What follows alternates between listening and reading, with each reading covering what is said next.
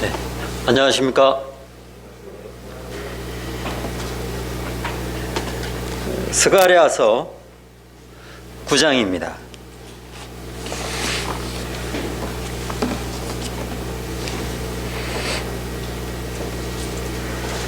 구약 1269페이지.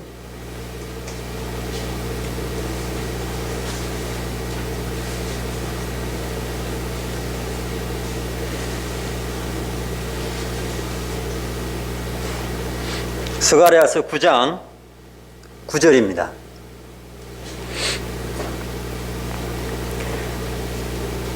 시온에 따라 크게 기뻐할지어다. 예루살렘에 따라 절거히 부를지어다. 보라, 내 왕이 내게 임하시나니 그는 공의로우시며 구원을 베푸시며 겸손하여서 나귀를 타시나니 나귀의 작은 것 곧 나귀의 새끼니라. 한 곳을 더 보도록 하겠습니다. 빌립보서 2장입니다.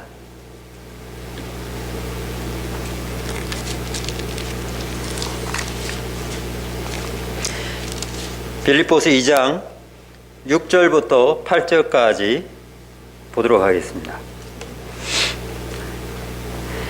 그는 근본 하나님의 본체시나 하나님과 동등됨을 취할 것으로 여기지 아니하시고 오히려 자기를 비워 종의 형체를 가지사 사람들과 같이 되셨고 사람의 모양으로 나타나사 자기를 낮추시고 죽기까지 복종하셨으니 곧 십자가에 죽으심이라.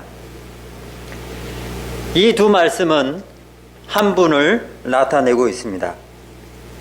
이분이 어떠한 분인가를 나타내고 있는 말씀입니다. 오늘의 말씀의 주제는 스가랴서 9장 9절의 후반절에 있는 겸손하여서 나귀를 타시나니, 또 빌립보서 8절 후반절에 보면 자기를 낮추시고 죽기까지 복종하셨으니, 주님의 겸손과 낮아지심에 대해 교제를 나누고자 합니다. 먼저 겸손하여서 나귀를 타시나니, 나귀 새끼를 타신 주님을 보게 되면 나귀는 주로 가난한 자들에게 가까운 동물로서 나타내고 있는 것을 볼 수 있습니다. 또 당나귀는 주로 짐을 나르는 물자 운반용으로 쓰여지고 있는 것을 볼 수 있습니다. 주님은 나귀 새끼를 빌려왔음을 말씀을 통해서 볼 수 있습니다. 주님은 진정 가난하셨습니다. 또 이 세상에 아무것도 가지고 있지 않았습니다. 아무것도 소유하고 있지 않은 것을 볼 수 있습니다. 주님의 이 가난하심은 무엇 때문이었을까요? 바로 저희들을 위해서 가난하게 되셨다는 것입니다. 고린도후서 8장 말씀을 보도록 하겠습니다.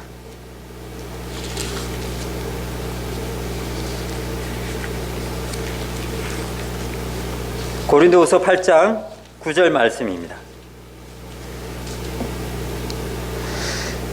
우리 주 예수 그리스도의 은혜를 너희가 알거니와 부유하신 이로서 너희를 위하여 가난하게 되심은 그의 가난함으로 말미암아 너희를 부유하게 하려 하심이라.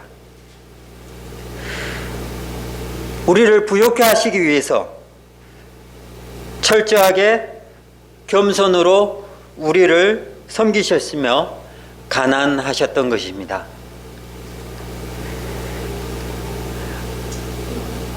성경에서 보면 역대 왕들이 그 성에 입궐할 때에 나귀 새끼를 타고 들어간 왕은 볼 수 없었습니다. 그리고 저희가 또 영화나 매스컴을 통해서 볼 때에도 전쟁에서 승리한, 그리고 그 나라의 왕으로서 있을 때에 나귀를 타고 돌아다닌 모습들은 찾아볼 수도 볼 수도 없습니다. 근데 유대인의 왕이신 주님께서는 나귀의 새끼를 타고 예루살렘 성에 입궐하게 되는 것을 찾아볼 수 있습니다. 주님은 이와 같이 우리들 앞에서 철저히 낮은 모습으로, 겸손한 모습으로, 가난한 자세로 이 땅 가운데 오셨던 것을 볼 수 있습니다. 주님은 얼마만큼 겸손하셨습니까? 주님은 얼마만큼 낮아지셨습니까? 주님은 깨어지고 겸손하고 낮아지셨던 것을 볼 수 있습니다. 여기서 우리가 알아야 할 것이 한 가지가 있는데요. 주님의 그 겸손과 낮아지심은 우리가 생각하는 그런 수준의 낮아진 모습이 아니었다는 것입니다. 하나님의 수준으로 낮아진 모습으로 이 땅 가운데 오셨다는 것입니다. 이 수준은 우리의 머리로서는 이해하기 힘든 것이지만 주님께서 우리들의 마음을 낮추시고 또 순종하는 자에게, 또 주님을 사랑하는 자에게 조금씩 믿음의 분량만큼 주님께서 이와 같은 부분을 알려준다는 것입니다. 로마 병정들이 주님에게 침을 뱉었을 때에, 제가 주님에게 침을 뱉었을 때에도 주님은 반항하지 않았습니다. 제가 가시 면류관을 주님 머리에 씌워도 주님은 거부하지 않았습니다. 제가 주먹으로 그분의 얼굴을 때리고 채찍으로 등을 패도 그분은 저를 쳐다보면서 왜 때리느냐 말씀하지 않았습니다. 또 죄인인 저희들이 주님을 벌거벗기고 그 수치심을 드러내어도 주님은 그 몸을 맡기고 말없이 잠잠히 계셨던 것을 볼 수 있습니다. 힘이 없어 잠잠히 있었는가요? 절대로 아닌 것을 우리 성도님들은 알 수 있을 겁니다. 주님은 12영 되는 천사의 군단을 부를 수 있는 분이고, 또 주님은 말씀으로서 바람을 잠잠케 하고 바다를 잠잠케 하신 충분한 능력이 있으신 분입니다. 그리고 주님은 죽은 나사로를 말씀으로서 살리신 분입니다. 즉, 죽은 자를 살릴 수 있다는 것은 살아있는 자도 말씀으로 죽일 수 있다는 것입니다. 이와 같이 능력 있으신 분께서 묵묵히 인생들을 위해서, 그 죄를 사하기 위해서 겸손히 이 땅 가운데 낮은 모습으로 오신 주님을 바라볼 수 있는 것입니다. 성경에는 사복음서가 있습니다. 이 복음서에는 주님의 십자가의 기사 내용이 적혀 있습니다. 우리 성도님들도 잘 아시겠지만은 이 십자가에 사신 주님의 7 말씀을 볼 수 있는데요.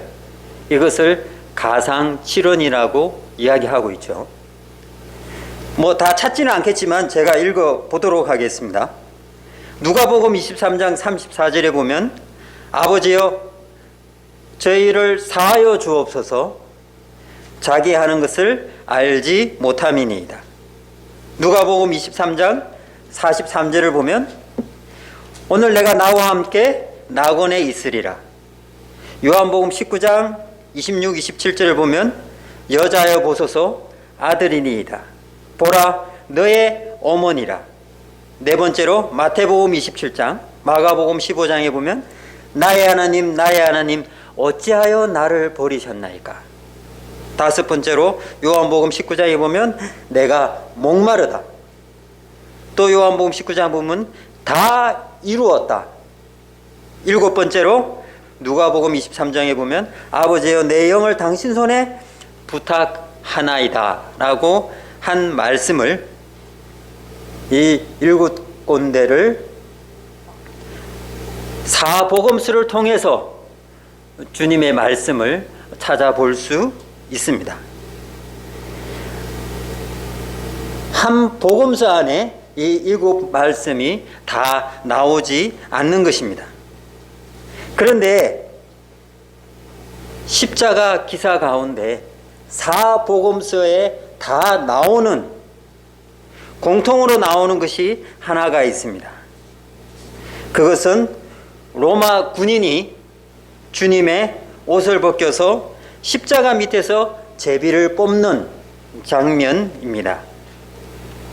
주님께서 입으셨던 옷들은 이분이 지상에서 소유하였던 모든 것이었습니다.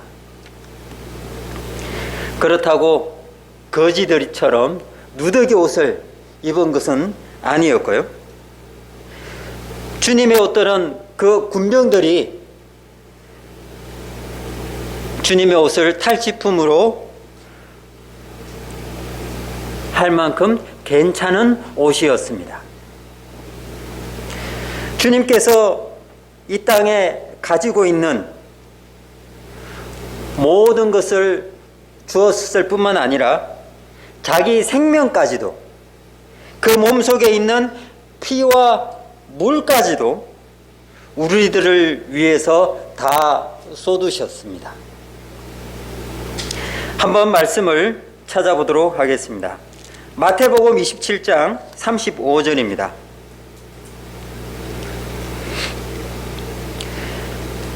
그들이 예수를 십자가에 못 박은 후에 그 옷을 제비 뽑아 나누고, 마가복음 15장 24절입니다.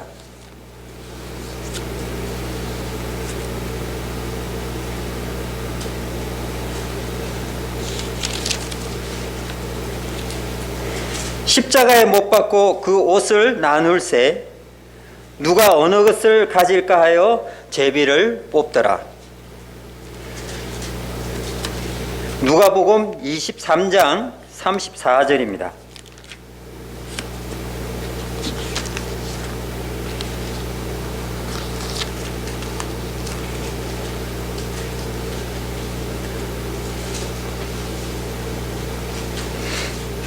이에 예수께서 이르시되 아버지 저들을 사하여 주옵소서. 자기들이 하는 것을 알지 못함이니이다 하시더라. 그들이 그의 옷을 나누어 제비 뽑을새. 요한복음 19장 23절 24절입니다.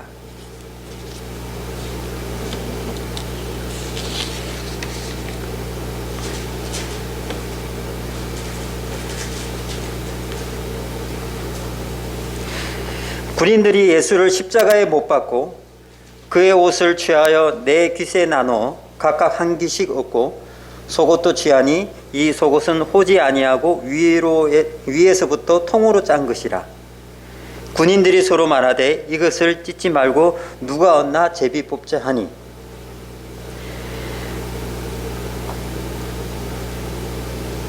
이와 같이 주님의 그 벌거벗음은 하나님 앞에서의 우리들의 모습이고, 우리들의 벌거벗은 수치를 이분을 통해서 나타내 보는 것을 알 수 있습니다.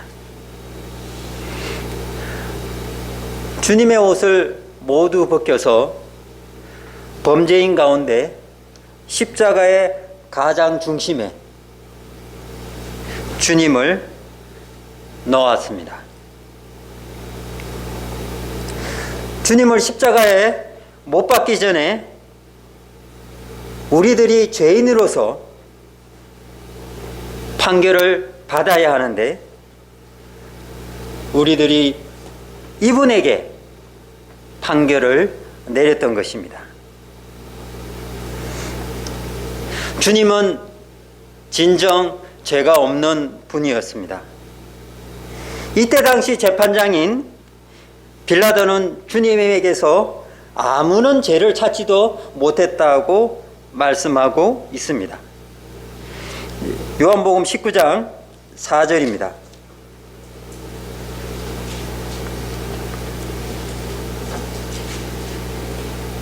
빌라도가 다시 밖에 나가 말하되 보라, 이 사람을 데리고 너에게 나오나니 이는 내가 그에게서 아무 죄도 찾지 못한 것을 너희로 알게 하려 함이로라 하더라. 6절, 대제사장들과 아랫사람들이 예수를 보고 소리질러 이르되 십자가에 못 박으소서, 십자가에 못 박으소서 하는지라. 빌라도가 이르되 너희가 친히 데려다가 십자가에 못 박으라. 나는 그에게서 죄를 찾지 못하였노라.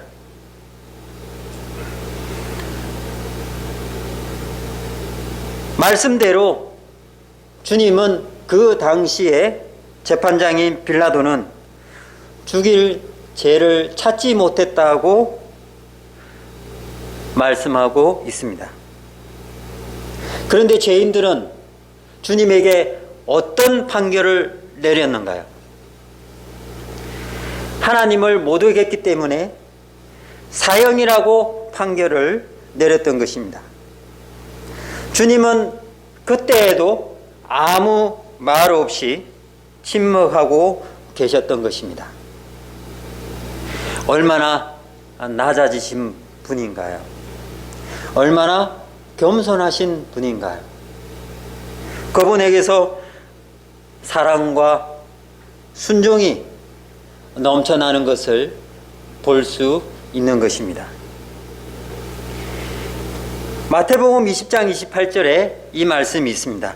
인자가 온 것은 섬김을 받으려 함이 아니라 도리어 섬기려 하고 자기 목숨을 많은 사람의 대속물로 주려 함이니라.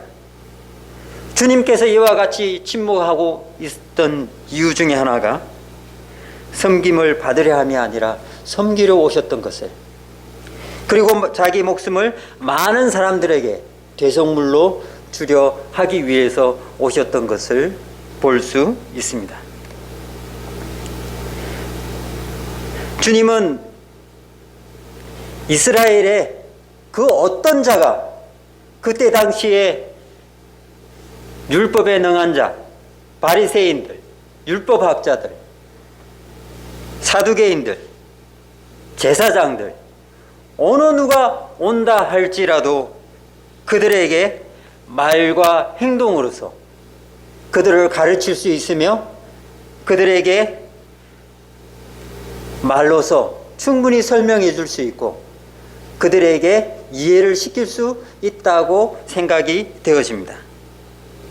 그러나 주님께서는 빌라도에게 아무 말도 하지 않았습니다. 그냥 침묵하고 있었던 것입니다. 왜 침묵하고 계셨는가요?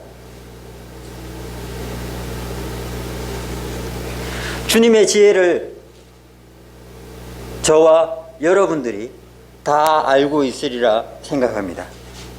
주님의 지혜를 한번 살펴보도록 하겠습니다. 누가복음 20장입니다.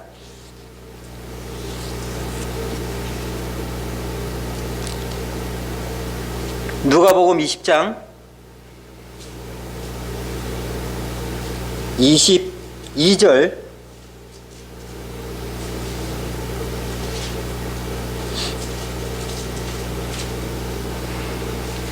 22절부터 26절까지 보도록 하겠습니다. 우리가 가이사에게 세를 바치는 것이 옳으니이까 옳지 않으니이까 하니 예수께서 그 관계를 아시고 이르시되 데나리온 하나를 내게 보이라. 누구의 형상과 글이 여기 있느냐? 대답하되 가이사의 것이니이다. 이르시되 그런즉 가이사의 것은 가이사에게 하나님의 것은 하나님께 바치라 하시니 그들이 백성 앞에서 그의 말을 능히 채찍지 못하고 그의 대답을 놀랍게 여겨 침묵하니라. 이 내용을 보면 바리새인과 헤롯 당이 질문을 준비하면서 오직 두 가지 답변만을 가능하다고 생각했을 것입니다. 따라서 그들은 주님이 이 덫에 걸려서 어려움을 당할 거라고 생각하고 이 질문을 던진 것입니다. 만약 주님께서 이 질문에 우리가 가이사에게 세를 바치는 것이 옳으니까 주님께서 옳다라고 이야기를 한다면 민족적인 자부심을 가지고 있는 바리새인들이 주님을 로마의 압제자라고 하면서 그 요구한 세금을 인정했다고 하면서 고소할 것입니다. 또 우리가 가이사에게 세를 바치는 것이 옳지 않으니까 만약 주님께서 옳지 않다고 답변을 한다면 이 질문을 한 헤롯 당이 주님을 국가의 권위를 무너뜨리려 했다고 또 고소할 것입니다. 예 또는 아니요 어떤 답변을 해도 고소를 당하는 문제라고 생각했던 것입니다. 그런데 주님은 그들의 이와 같은 강교한 속임수를 간파하셨죠. 바리새인과 헤롯 당원 중에서 예수님의 말에 그 책을 잡으려고 질문을 했지만 그들에게 돌아오는 것은 말로 책을 잡지 못하고 침묵할 수밖에 없는 상황이 된 것입니다. 여기서 이들의 침묵은 주님의 침묵과 다르다는 것입니다. 주님의 침묵은 다 알고 있는 가운데, 다 하실 수 있는 가운데, 그들을 바라보면서 그들을 섬기는 가운데, 겸손히 낮추어져 있는 가운데 그들을 향하여 침묵하셨고요.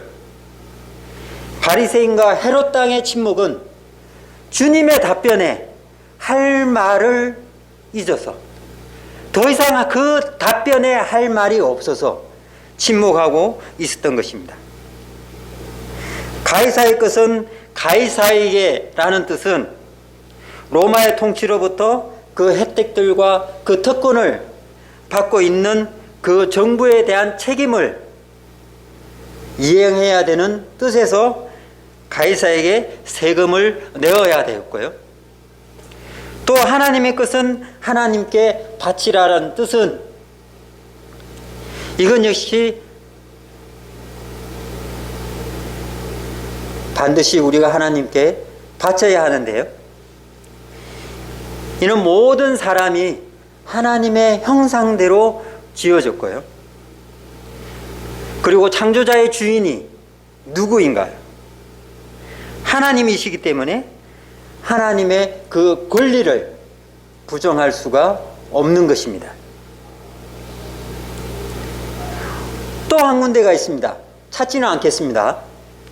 요한복음 8장에 보면 서기관과 바리새인들이 엄행 중에 잡혀온 여자를 주님 앞에 데리고 왔습니다. 모세는 율법에 이러한 여자를 돌로 치라고 명했다고 이야기를 합니다. 그러면서 서기관과 바리새인들이 주님께 묻습니다. 선생은 어떻게 말하리이까? 이렇게 질문하는 이유는 주님을 고발할 조건을 얻고자, 또 주님을 시험하고자 이와 같이 물었던 것입니다. 주님께서 어떻게 답변하셨는가요? 너희 중에 죄 없는 자가 먼저 돌로 치라 라고 말씀하셨습니다. 이 답변에 서기관들과 바리새인들 그리고 예수님 주위에 있었던 모든 자들이 어떤 행동을 했는가요? 말씀을 듣고 양심의 가책을 느껴가지고 어른으로부터 젊은이까지 하나씩 나갔더라. 어디 감히 주님 앞에 나와서 그것을 시험을 할 수 있겠습니까? 주님이 답변을 못하실 부분이 있는가요? 그들은 아무 말도 하지 못하고 양심의 가책을 받아서 돌아간 것입니다.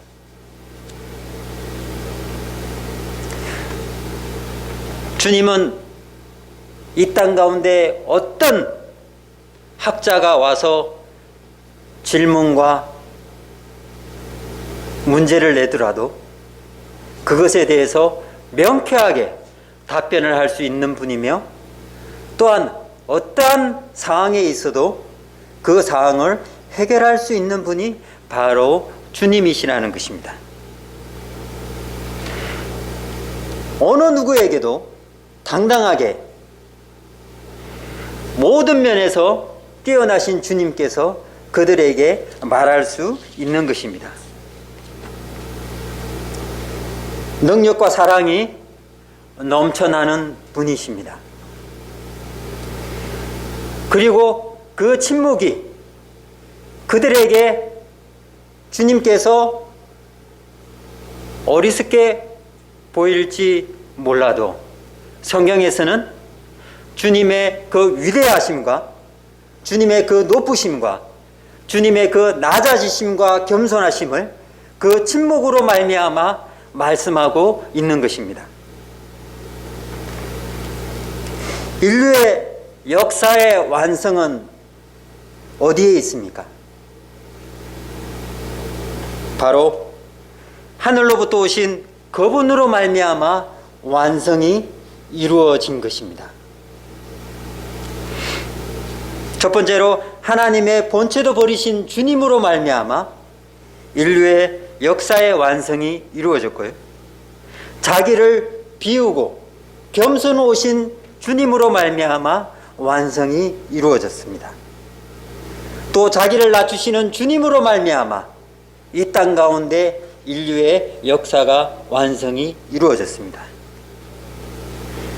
그리고 또 하나님에게 온전히 순종하신 그 주님으로 말미암아 이 땅 가운데 완성이 이루어졌고요. 십자가에 못 박히신 주님으로 말미암아, 그리고 십자가에서 다 이루었다고 하신 이와 같이 선언하신 주님으로 인하여 인류 역사를 승리하셨고 완성을 이루었던 것입니다. 즉 높아지신 분으로 말미암아 된 것이 아니라 겸손하신 분으로 낮아지신 분으로 말미암아 된 것이라는 것입니다. 우리도 이와 같이 주님으로 인하여 겸손해지기를 원하고 낮아지기를 원하는 것입니다. 주님께서는 십자가에서 죽기까지 낮아지셨습니다. 이분이 바로 그리스도이시며 예수님이었습니다.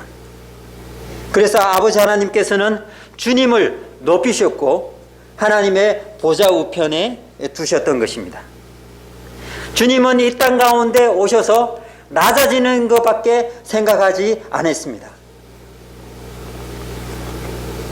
그래서 하나님의 심판 가운데 신이 내려오셨던 것입니다. 이런 아들을 하나님은 사랑하셨고 하나님의 보좌 우편에 앉히신 것입니다. 우리도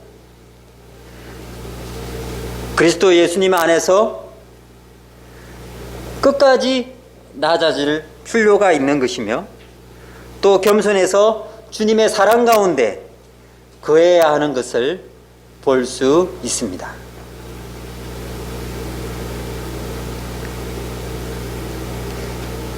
그러므로 인해서 주님의 합당한 그릇이 되기 위해서 우리는 주님을 따라가야 하는 것입니다. 그러면 주님의 놀라운 성품이 그 성품 안에, 그 사랑 안에 우리가 거하게 되는 것입니다. 그리고 영원히 이분과 함께 또 놀라운 상급이 우리를 기다리고 있게 되는 것입니다. 주님의 그 낮아지심과 그 겸손하심으로 말미암아 이 땅 가운데 인류의 완성을 이루셨고 또 우리들 마음 가운데 친히 말씀으로 오셔서 저희들을 낮추시고 또 겸손케 하시고 주님의 몸된 교회 안에서 저희가 이와 같은 분을 섬기며 그분을 이름을 높이며 또 그분의 이름으로 말미암아 하나님 앞에 영광을 드리게 되는 것입니다.